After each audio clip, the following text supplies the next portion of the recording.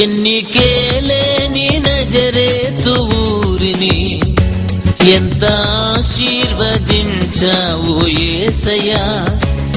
యోగ్యతే లేకున్నా పనికి రాకున్నా, యోగ్యతే లేకున్నా పనికి రాకున్నా ఎంతో ఘనమైన దానిగా మార్చావయ్యా. ఎన్నికేలేని నజరేతు ఊరిని ఎంత ఆశీర్వదించావు యేసయ్యా.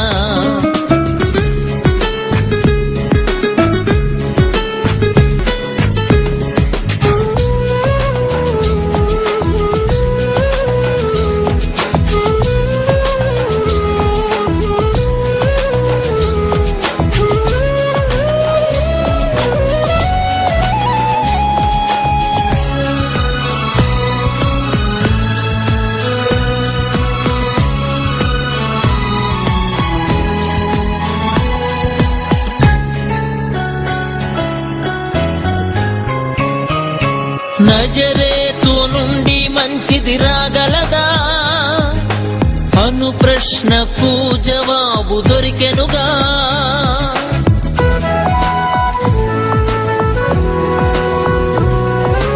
నజరేతు నుండి మంచిది రాగలదా అను ప్రశ్నకు జవాబు దొరికెనుగా.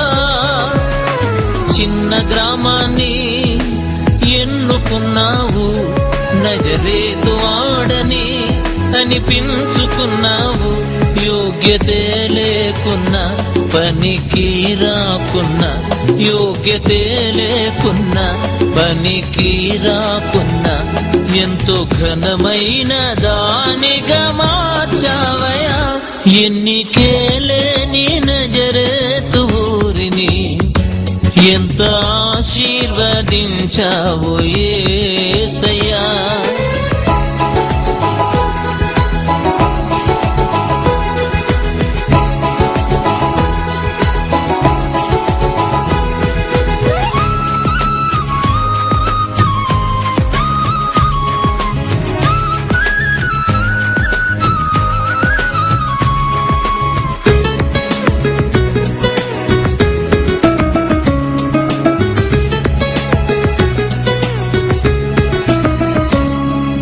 ప్రజలందరి రక్షణ ఫలం రూపొందిన ధన్యస్థలం.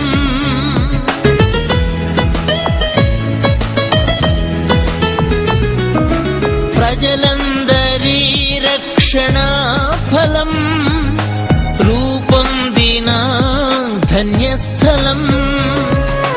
మరియకు శుభవార్త అందింది చోట, తల్లిదండ్రులతో నీవు నివసించినది చట.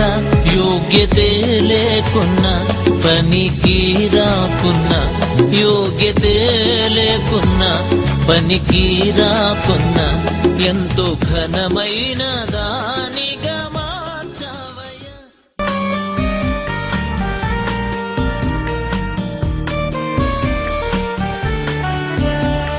ప్రభునందు ప్రియమైన సహోదరి సహోదరులకు నిరీక్షణ గడియల ద్వారా మరొకసారి దేవుని వాక్యాన్ని పంచుకోవడానికి దేవుడు నాకు ఇచ్చిన మంచి అవకాశాన్ని బట్టి వందనాలు తెలియజేస్తున్నాను. ప్రియులారా, దేవుని పరిశుద్ధ లేఖన భాగం నుండి ఒక మాట మనం చూద్దాం. 71వ కీర్తన 24వ అధ్యాయంలో మనం చూసినట్లయితే, నాకు కీడు చేయ చూచువారు సిగ్గుపడి ఉన్నారు, వారు అవమానమును పొంది ఉన్నారు, కాగా నా నాలుక దినమెల్లా నీ నీతిని వర్ణించును. చిన్న ప్రార్థన. జీవం గల మా దేవా, ప్రేమ కలిగిన మా యేసయ్య, నీకు వందనాలు, స్తోత్రాలు. నీ అపారమైన ప్రేమను బట్టి, కృపను బట్టి నాయన తండ్రి, దైవకృప ఛానల్ ద్వారా ఇదిగో నా ప్రభా, ఈ వాక్యము నా ప్రభా నాయన నీ బిడ్డలతో పంచుకోవడానికి నీవు ఇచ్చిన అవకాశాన్ని బట్టి వందనాలు. ఈ వాక్యాన్ని అభిషేకించండి, ఆశీర్వదించండి, నా జ్ఞానాన్ని మరుగుపరచండి, నీ బిడ్డలతో సూటిగా మాట్లాడండి. యేసు నామమున అడుగుచున్నాను తండ్రి.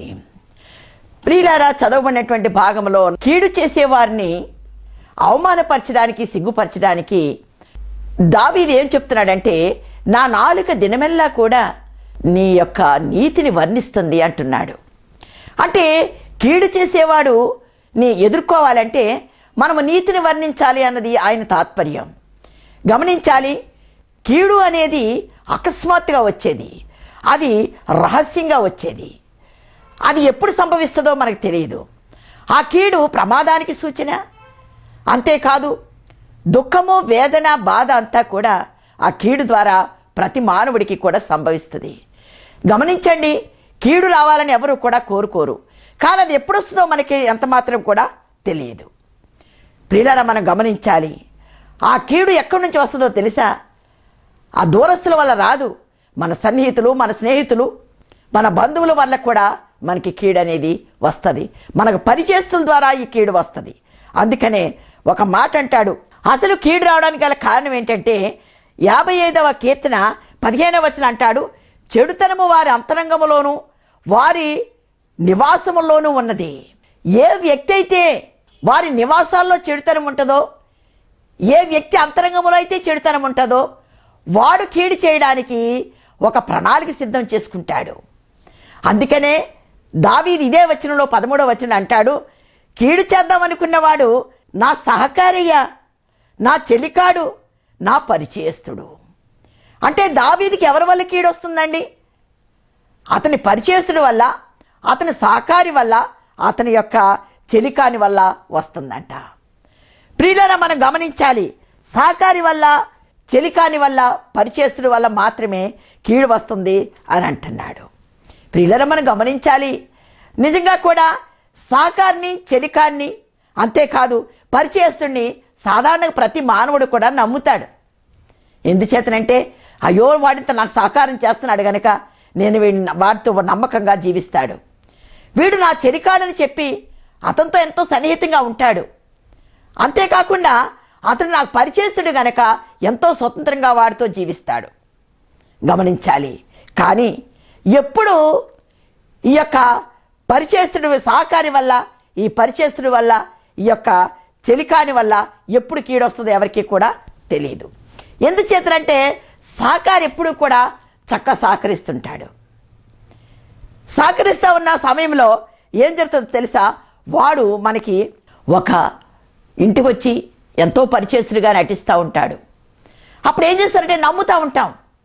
గమనించండి, ఒక చిన్నపిల్లని తీసుకుని వెళ్ళి వాళ్ళు హత్య చేస్తారు, లేకపోతే కిడ్నాప్ చేస్తూ ఉంటారు. అప్పటి వరకు సహకారంగా ఆ కుటుంబానికి వస్తాడు, వాళ్ళకి ఎంతో సహకారంగా ఉంటాడు కనుక వాళ్ళకి అతనికి వీళ్ళకి కూడా మంచి అవినాభావ సంబంధం ఉంటుంది. అందుచేత చిన్నపిల్లలు ఏం చేస్తారో తెలుసా? అతనితో కలిసి బయటికి వెళ్ళడానికి ప్రయత్నం చేస్తారు. ఆ పరిచయంతో, ఆ సహకారంతోనే ఆ బిడ్డను బయటికి తీసుకెళ్ళిన తర్వాత వాడు అనుకున్న ప్రణాళిక ప్రకారంగా కీడు చేయడానికి తలంచినప్పుడు, వాడు కీడు చేయడానికి కఠినత్వాన్ని ఉపయోగిస్తున్నప్పుడు ఆ పసిబిడ్డ అంటాడు, అంకులు అంకులు నిన్నటి వరకు మా ఇంట్లో ఉన్నారు కదా, ఏంటి అంకులు ఏం చేస్తున్నారు నన్ను అడిగితే, ఎవడరా నీకు అంకులు అంటాడు. ఎందుచేత వాడు కీడు చేయడానికి ఒక ప్రణాళిక వాడు హృదయంలో సిద్ధపరచుకున్నాడు గనక, వాడు అంతవరకు ఆ కుటుంబాన్ని సహకారిగా ఉన్నాడు గనక బిడ్డ స్వతంత్రంగా మాట్లాడుతుంటే కూడా వాడు మూర్ఖత్వంతో ప్రవర్తిస్తాడు. కీడు చేసేవాడు ఎవడో కాదు, సహకారి, ప్రాణ స్నేహితుడు. గమనించండి, ప్రాణ స్నేహితుడిని ఎవరు కూడా తృణీకరించరు. వీడు నా ప్రాణ స్నేహితుడు అనుకుంటాడు. వాళ్ళ రహస్యాలన్నీ కూడా అతనికే చెప్తా ఉంటారు. ప్రాణ స్నేహితుడితో వాడి కష్టాన్ని, సుఖాన్ని పంచుకుంటూ ఉంటాడు. కానీ ఆ భుజం మీద చేసుకు తీసుకువెళ్తూ వాడు ఏం ప్రమాదం చేస్తాడో కూడా, ఏమి కీడు చేస్తాడో ఎవరు కూడా చెప్పలేరు. చెలికాడు, ఇద్దరి మధ్యన చెలిమి అనేది ఆ ప్రేమకు దారితీస్తుంది. అదేవిధంగా వాళ్ళిద్దరూ ఎంతో సన్నిహితంగా ఉంటారు. వాడికి ఎప్పుడు కీడు చేసే ప్రణాళిక వాడి హృదయంలో ఉద్భవిస్తుంది ఎవరు చెప్పలేరు. ఆ కారణాన్ని బట్టి పీకులు పోయడం, యాసిడ్లు పోయడం ఇవన్నీ జరుగుతున్నాయి. ప్రియులను మనం గమనించాలి. చెలికాని వల్ల, సహకారి వల్ల, అంతేకాదు పరిచయస్తుల వల్ల మాత్రమే కీడు సంభవించడం అనేది జరుగుతుంది. కీడు చేయాలని ఆలోచన ఉంటే సహకారికి, చెలికానికి, పరిచయస్తులకు మాత్రమే సులువుగా ఉంటుంది. కనుక దేవుని సన్నిధిలో కీడు ఎక్కడి నుంచో రాదు. ఇలాంటి కీడులు, మనం ఊహించిన గడిలో వచ్చే కీడులు, వీటన్నిటినీ కూడా కీడు చేసేవాడు సిగ్గుపడాలంటే, కీడు చేసేవాడు వంచన చేయబడాలంటే, అవమానపరచబడాలంటే మన హృదయంలో ఉండాల్సింది ఏంటో తెలుసా? దేవుని నీతిని గూర్చి వర్ణన, దేవుని నీతిని గురించి మనం తలపోసుకుంటూ ఉండాలి. నాతాను దావీదు దగ్గరికి వచ్చినప్పుడు నాతాను దావీదు కూడా వాళ్ళిద్దరూ మంచి స్నేహితులు. తండ్రి దావీదు మీద పగబడతాడు. పగబట్టినప్పుడు దావీదు నాతానుతో అంటాడు, అయ్యా, మొదటి రాజుల గ్రంథం 20 అంటాడు, అయ్యా, నీ తండ్రి నాకు కీడు చేయాలన్న తాత్పర్యం కలిగి ఉన్నాడు అంటాడు. దేనికండి? దావీదు ఏం చేశాడని సౌలులో ఆ కీడు చేసే తాత్పర్యం అనే దానికి అంకురార్పణ ఏర్పడింది? అతని పక్షంగా యుద్ధం చేశాడు, అతని పక్షంగా రాజ్యాన్ని జయించాడు, అతని పక్షంగా శత్రువుని నాశనం చేసినందుక? ఉపకారము చేసినందుకు.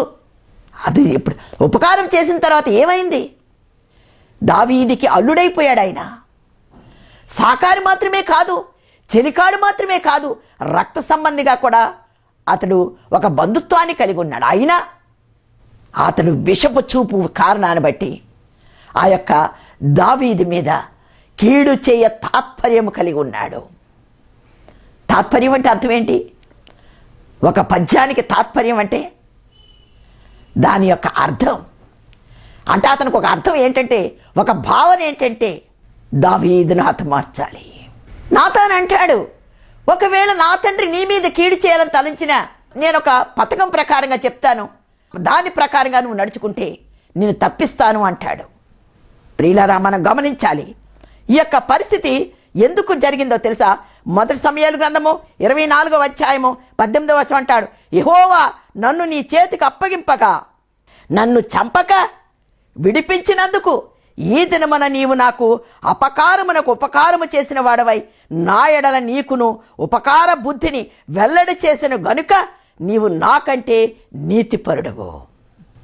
ఏ వ్యక్తి అయితే, ఏ సౌలైతే తన అల్లుడిని, తన చెలికాడిని, తన సహకారిని, తనకు రాజ్యంలో సహకరించేవాడిని హతమార్చాలి, కీడు చేయాలని తాత్పర్యం కలిగి ఉన్నాడో, ఎన్ని ప్రణాళికలు వేసినా, ఎంత చదివినా, ఎక్కడెక్కడికి వెతికినా నీతి అనేది దావీదులో ఉంది కనుక, అయ్యా, నేనెంత ప్రణాళిక ప్రకారంగా నీ కీడు చేయాలనుకున్నాను, అయినా నా అపకారానికి నువ్వు ఉపకారం చేశావు, నన్ను చంపేయగల శక్తి, తరుణం, అవకాశం నీకు కలిగిన నన్ను విడిచిపెట్టావు, కానీ నువ్వు చాలా నీతిపరుడువు అన్నాడు.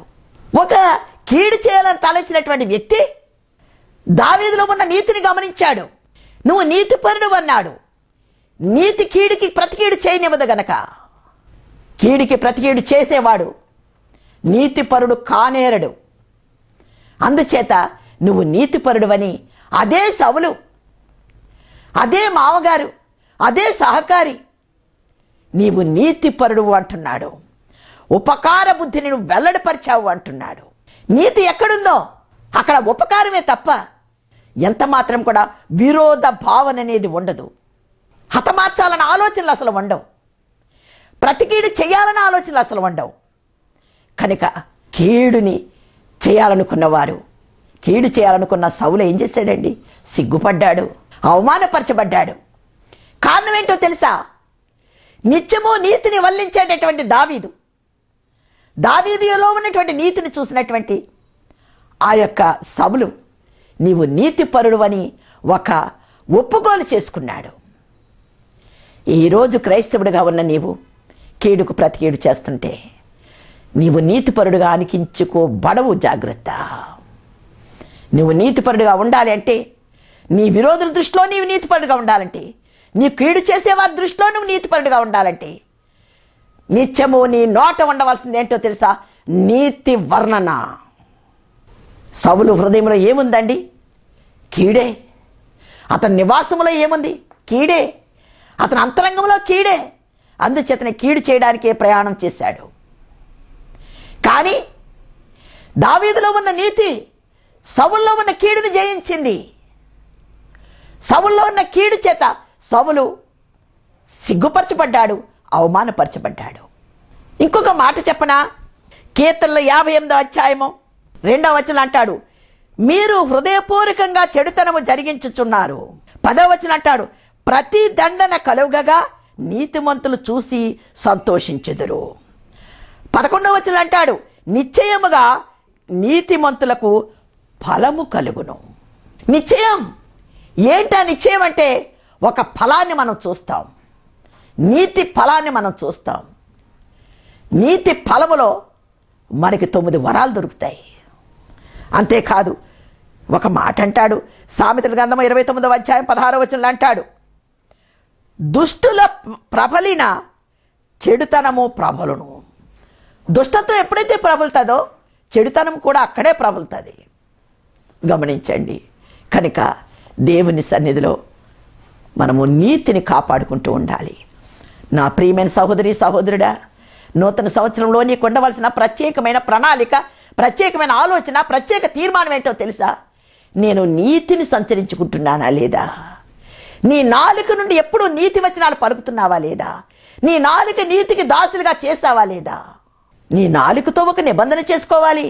కాని మాటలు పడకకుండా నీ నాలుకను జాగ్రత్త పరుచుకోవాలి. నాలుక గురించి ప్రత్యేకతలు ఉన్నాయి. నాలుకని ఇష్టానుసారంగా వాడడానికి కాదు. నీ నాలుక నీ మాటని బట్టి నీ ప్రవర్తన ఎంపిక చేయబడుతుంది. గమనించు. నీ నాలుకను గుండా వచ్చే ప్రతి మాట తీర్పులోకి వస్తుంది. అది గమనించు. నువ్వు రహస్యంగా మాట్లాడినా, వెలుపల మాట్లాడినా, ఎక్కడ మాట్లాడినా నీ మాటను బట్టే నీకు తీర్పు తీర్చబడుతుంది. ఈ నూతన సంవత్సరంలో నీ మాటను జాగ్రత్తగా కాపాడుకుని, నీ నాలుకను జాగ్రత్తగా కాపాడుకోవాల్సిన బాధ్యత నీకుంది. దేవుడేమంటున్నాడో తెలుసా? అబద్ధమాడు పెదవులు నాకు అసహ్యం అంటున్నాడు. చెడ్డ మాటలు పడకుండా మన నాలుకను భద్రపరచుకోవాలి. మన నాలుక నిత్యం ఇవ్వాల్సిన తర్ఫీదేంటో తెలుసా? ఒక మాట చూడండి, కీర్తనల గ్రంథము 35వ అధ్యాయం 28వ వచనం అంటాడు, నీ నాలుక నీ నీతిని గూర్చియు నీ కీర్తిని గూర్చియు సల్లాపము చేయుచున్నది. మన నాలుక దేనికి చేయాలండి? నీతిని గూర్చి, దేవుని నీతిని గూర్చి, దేవుని కీర్తిని గూర్చి, దేవుని ప్రతిష్టని గూర్చి సల్లాపం చేయడానికి, అంటే నిత్యము ధ్యానించడానికి నీ నాలుక నీకు ఇవ్వబడిందని నమ్మాలి. అంతే తప్ప నాలుక నీ ఇష్టానుసారంగా వాడుకోకూడదు. ఇంకొక మాట అంటాడు చూడండి, కీర్తనల గ్రంథము 126 అధ్యాయము 2వ వచనం అంటాడు, మన నాలుక ఆనంద గానముతో నిండి ఉండాలి. ఏంటి ఆనంద గానం? నీ ఇష్టం వచ్చిన పాటలు పాడడం కాదు. దేవునికి ఇష్టమైనటువంటి గాన ప్రతిగానాలు చెయ్యాలి. దేవుని ప్రస్తుతించాలి. నీ నాలుకను దేవుని ఆనంద గానములతో నింపాలి. ఎంతోమంది యవనస్తులైన బిడ్డలు, యవనస్తులైనటువంటి వారు చక్కటి ఆలాపన చేస్తున్నారు. నిజంగా ఒక్కొక్కరు పాట పాడుతుంటుంటే మనం మర్చిపోతాం. దేవుని గానం చేస్తున్నప్పుడు నిజంగా మన హృదయపూర్వకంగా గానాన్ని వింటే మన మనసులు తరించిపోతాయి. మన దేవుని గురించి ఆనంద ఉత్సాహం మన హృదయాల్లో వస్తుంది. కనుక దేవుని సన్నిధిలో ఆనంద గానం అనేది మన నోట, మన నాలుకకి తర్ఫీదు చేయాలి. గమనించండి, సామెతల గ్రంథము 10వ అధ్యాయం 20వ వచనం అంటాడు, నీతిమంతుని నాలుక ప్రశస్తమైన వెండి వంటిది. ఎలాంటిదండి నీతిమంతుని నాలుక? వెండి వంటిది. అంటే వెండి నాలుక చేసుకున్న నాలుక తరించుకోవడం కాదండి. జాగ్రత్తగా గమనించండి. వెండి అనేది తెలుపుకు సాదృశ్యం. వెండి పరిశుద్ధతకు సాదృశ్యం. పరిశుద్ధ మాటలకే నీ నాలుక చోటు ఇవ్వాలి తప్ప వ్యర్థమైనవి మాట్లాడడానికి నీ నాలుకని అనుమతించకూడదు.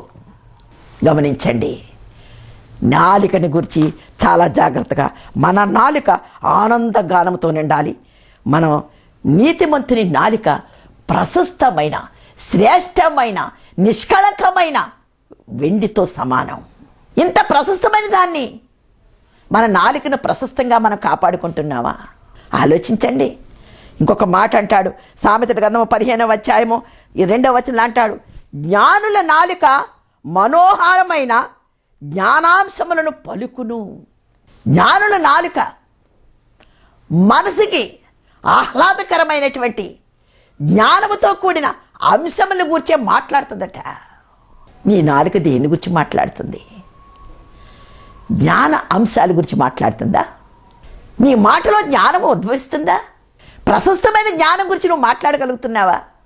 జ్ఞానాంశముతో కూడినటువంటి మాట నీ నోట గుండా రావాలి అంటే నీవు జ్ఞాన సంపన్నురాలుగా ఉండాలి. జ్ఞాన వివేచన కలిగిన దానిగా ఉండాలి. ఎప్పుడు నీకు జ్ఞానం వస్తుంది? యెహోవా యందు భయభక్తులు కలిగి ఉంటేనే నీకు జ్ఞానం అనేది వస్తుంది. అప్పుడే నీ నాలుక ప్రశస్తమైన జ్ఞాన అంశాన్ని గురించి మాట్లాడడానికి అర్హత, హక్కు నీవు పొందుకుంటావు. అంతేకాదు జ్ఞానంతో కూడిన ఇంకొక మాట అంటాడు, సామెతల గ్రంథము 12వ అధ్యాయం 18వ వచనం అంటాడు, జ్ఞానుల నాలుక ఆరోగ్యదాయకము. ఆరోగ్యదాయకమైంది జ్ఞానుల నాలుక.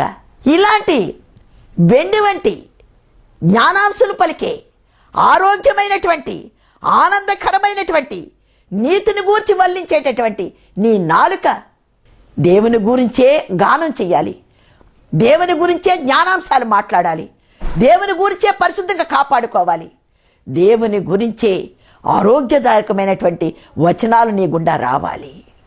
అంతే తప్ప నీ నాలుకని వ్యర్థమైన మాటలతో నీ ఉచ్చరింపకూడదు.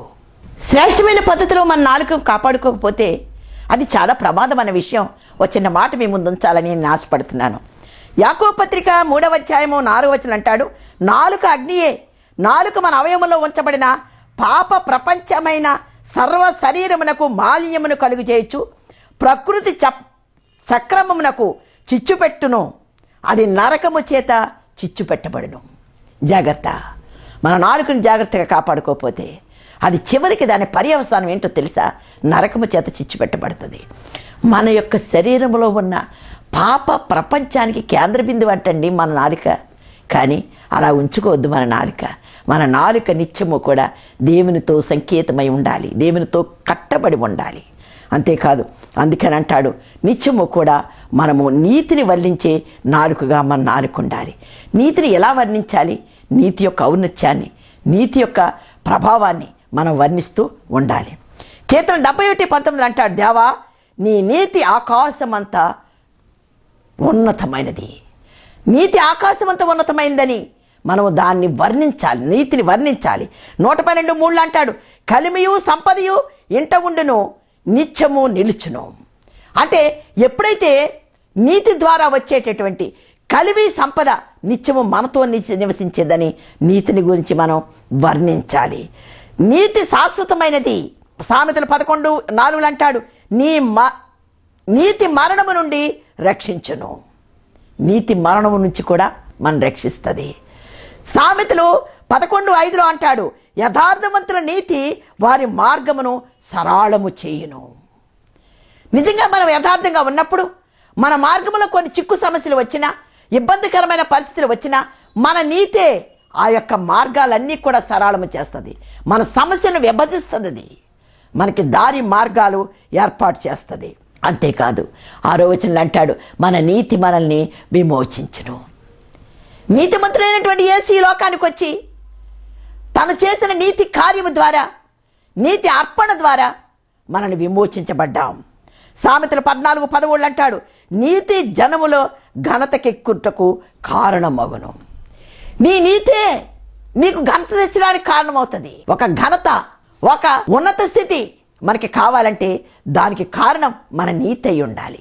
నాయనా నాకు ఘనత తేవాలన్నా నీ నీతే కారణమయ్యా, నేను విమోచించబడాలన్నా నీ నీతే కారణమయ్యా, నా కలిమి సంపద నా ఇంట్లో ఉండాలన్నా నీ నీతే కారణమయ్యా, నీ నీతే శాశ్వతమైనదయ్యా, నన్ను మరణం నుంచి తప్పించాలన్నా, పాపం నుంచి తప్పించాలన్నా నీ నీతే నా కారణమని ఏం చేయాలో తెలుసా?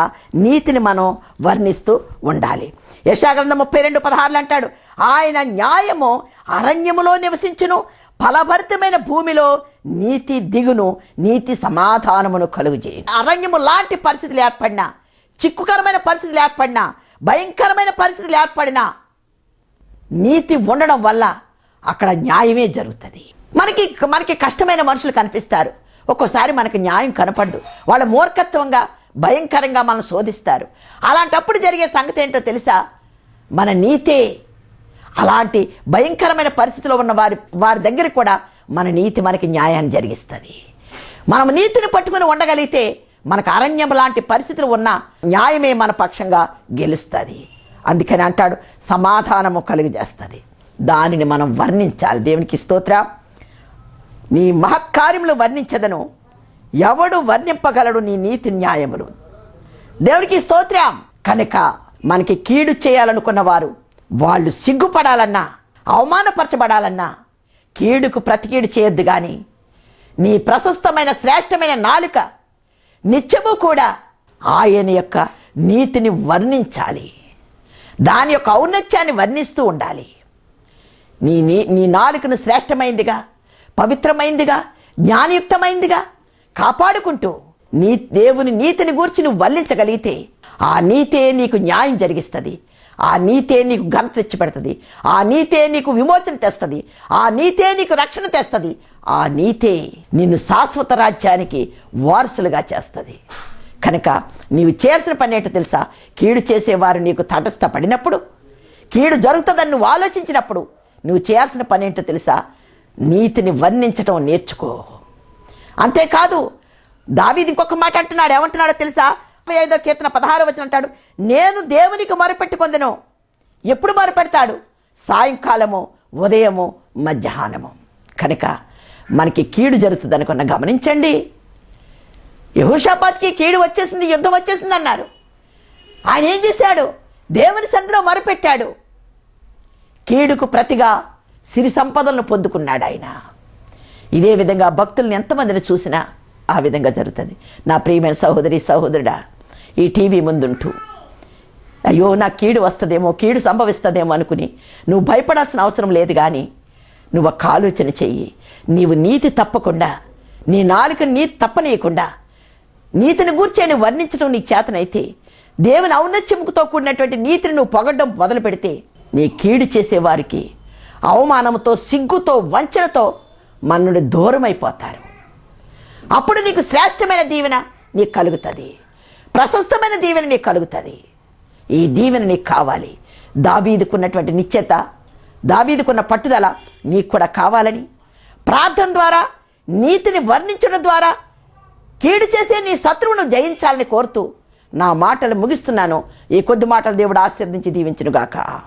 ఆమేన్. అత్యున్నత సింహాసనం మీద ఆసీనుడమైన మా దేవా, నీకు వందనాలు, స్తుతులు, స్తోత్రాలు ప్రభువా. నాయన ఈ సమయంలో ప్రభువా నాయన తండ్రి, ఈ విధముగా మేము ప్రార్థించుకోవడానికి నాయన మీరు చూపిన కృపను బట్టి నీకు వందనాలు, స్తుతులు, స్తోత్రాలు ప్రభువా. గతించిన సంవత్సరం అంతా ఎన్నో అపాయ శోధనల నుంచి ప్రభువా, ప్రమాదకరమైన తండ్రి నాయన అనారోగ్యముల నుంచి ప్రభువా మమ్మలను, ఇక్కడ టీవీ చూస్తున్న ప్రతి బిడ్డలను నువ్వు కాచి కాపాడిన విధానమును బట్టి నీకు వందనాలు, స్తుతులు, స్తోత్రాలు నాయన. ఈ నూతన సంవత్సరంలో ప్రభువా నాయన నూతన దీవెనల చేత ప్రతి కుటుంబాన్ని మీరు దీవించి ఆశీర్వదించండి ప్రభువా నాయన. ఈ దైవ కృప ఛానల్ ద్వారా ప్రభువా నాయన తండ్రి నీ సువార్త విత్తబడుచుండగా ప్రభువా నాయన తండ్రి, ఎక్కడెక్కడైతే ప్రభువా నాయన ఈ కార్యక్రమాన్ని వీక్షిస్తున్నారో ప్రభువా, ప్రతి గృహాన్ని మీరు దర్శించమని వేడుకుంటున్నాను ప్రభువా. నీ వాక్యము ద్వారా అనునిత్యము నీ బిడలతో మీరు మాట్లాడుచు ప్రభువా నాయన తండ్రి, వారి ఆత్మీయ జీవితంలో ప్రభువా నాయన తండ్రి ఎదుగుటకు ప్రభువా నాయన నువ్వు సహాయము దయచేయండి ప్రభువా.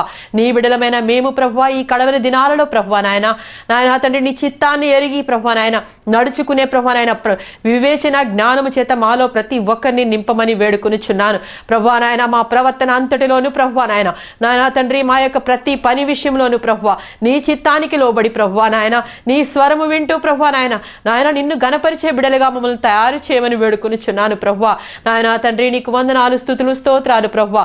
ఈ టీవీ వీక్షిస్తున్న ప్రభువా నాయన ఈ బిడలలో ఎవరికైనా అనారోగ్యములుంటే ప్రభువా నాయన మీరు ముట్టి తాకి స్వస్థపరచమని వేడుకొనుచున్నాను. ఆర్థిక పరిస్థితుల్లో ప్రభువా నాయన సతమతమవుతున్న వారిని నువ్వు జ్ఞాపకము చేసుకో యేసు రాజా నాయన తండ్రి. నీవే ప్రభువా నాయన అధిపతిగా ఉండే ఆ యొక్క గృహాలను నడిపించమని వేడుకొనుచున్నాను దేవా. నీకు వందనాలు, స్తుతులు, స్తోత్రాలు నాయన తండ్రి. నాయన ప్రభ ఎవరెవరైతే ప్రభువా నాయన తండ్రి ఎటువంటి సమస్యలతో బాధపడుచున్నారు ప్రభువా, ప్రతి సమస్యకు ప్రభువా నాయన మీరే పరిష్కారము చూపమని వేడుకొనుచున్నాను యేసయ్యా. నీకు వందనాలు. విత్తబడుచున్న వాక్యాన్ని ప్రభువా మా హృదయాల్లో హత్తుకుని నాయన ఆ ప్రకారము జీవించే మనసు ప్రతి ఒక్కరికి దయచేయమని వేడుకొనుచున్నాను ప్రభువా నాయన తండ్రి. నాయన ఇంతవరకు మమ్మల్ని కాచిన యేసయ్యా, ఇక ముందు కూడా ప్రభువా నాయన నీ యొక్క సత్య మార్గములో ఎల్లప్పుడూ ప్రభువా తొలగకుండా తండ్రి నడిచే భాగ్యము మాకు అనుగ్రహించమని నా ఈ చిన్న ప్రార్థన మీ సన్నిధికి చేర్చుకునుమని యేసయ్య నామమున అడిగి వేడుకొనుచున్నాను తండ్రి. ఆమేన్.